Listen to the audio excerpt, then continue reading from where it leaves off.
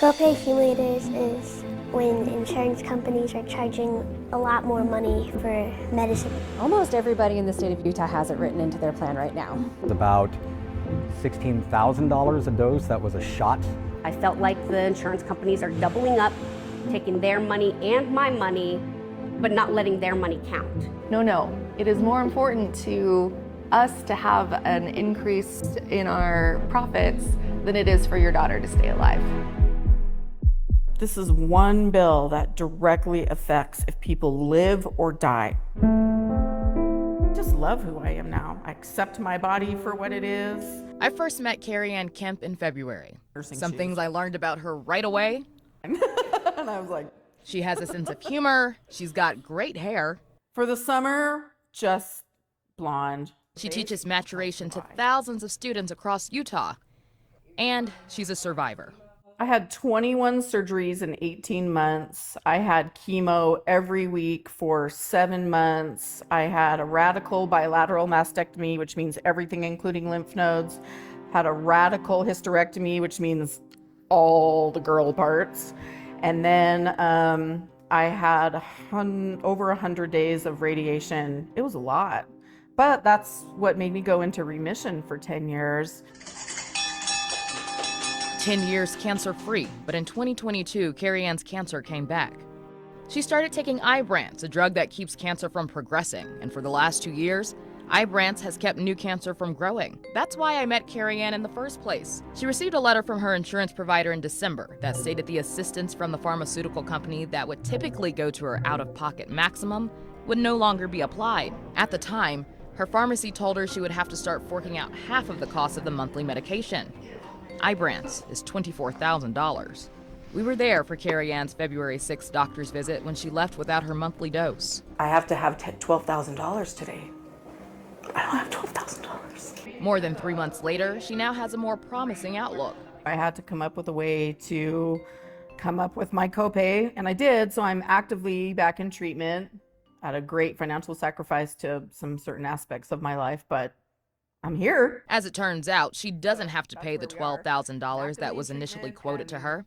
Her out-of-pocket cost isn't quite as much, but it's still much more than what she would owe with the assistance she was previously receiving. It doesn't matter if your out-of-pocket is $1,000 or $10,000. What's happening is that you receive this benefit, this copay assistance card from the pharmaceutical company, and it's no longer getting applied to your deductible. So it's getting captured, but it's not getting used for the patient. And so it doesn't matter what it turns out it is that you owed. The issue is still there. The cards are not being applied towards our deductibles. Carrie Ann, like many Utahns, has fallen under what's called copay accumulator adjustment. That's when insurance companies and pharmacy benefit managers, or PBMs, keep the copay assistance meant for a patient and use it for more profit. In 2022, Senator Evan Vickers authored a bill that aimed to combat this very issue, keeping money in patients' pockets. It failed. During 2023 and 2024's legislative session, I talked to Senator Curtis Bramble about his efforts to pass similar legislation. It also failed last year and this year. Everybody has a story, so you're lucky if you get a legislator's ear. The majority of them were fairly compassionate, felt bad for my situation. They would nod through my story, and then they would want to know, what's the fiscal note? What's the data? What's this? And so I felt I'm begging for my life, and I felt kind of skimmed over. But I also understand that they have a job to do, and they're representing the entire state. But we got close, Robin, and we're not going to quit. How is it that someone can say, I'm going to die if I don't have this medication, but we don't take the steps to keep that from happening? No, it's an excellent question. And honestly, I will regrettably admit that we oftentimes don't hear about it. We don't know. Honestly, until Senator Bramble reached out to me by phone and said, hey, here's what's going on. I need you to be a fighter on this issue. I didn't know the bill existed. I didn't know about the efforts. I didn't know Carrie Ann's story. Representative Kara Birkeland was the House co-sponsor for this year's bill alongside Senator Bramble. One thing that I kept on hearing is that if it gets to the House, Speaker Schultz says that he's not going to push this through. It will not have his support. Do you know why that was? I have not spoken to Speaker Schultz about this issue. I look forward to those conversations. I feel like I have a very good relationship with him, very respectable relationship with him. And so we can have the conversation and understand what the barriers are, because there's always two sides, multiple viewpoints on why something is good and bad. But I think with 20 other states now passing similar legislation, we can make a case for why this is going to be a benefit to Utahns. Earlier this week, we showed you this chart. It's data from the AIDS Institute illustrating the average change in premiums for states with and without accumulators. The blue line is premiums in states with no accumulator laws. The orange represents states with accumulator bans. There's been no significant rise in premiums in those states that indicate getting rid of accumulators would cause premiums to increase. I asked Representative Birkeland if the focus on Capitol Hill was too centered around overhauling the healthcare system rather than focusing on creating a solution to this pressing issue for patients. People say things are just too big, they're too hard, they need to be so overhauled that it makes people feel intimidated to jump into it and start the process.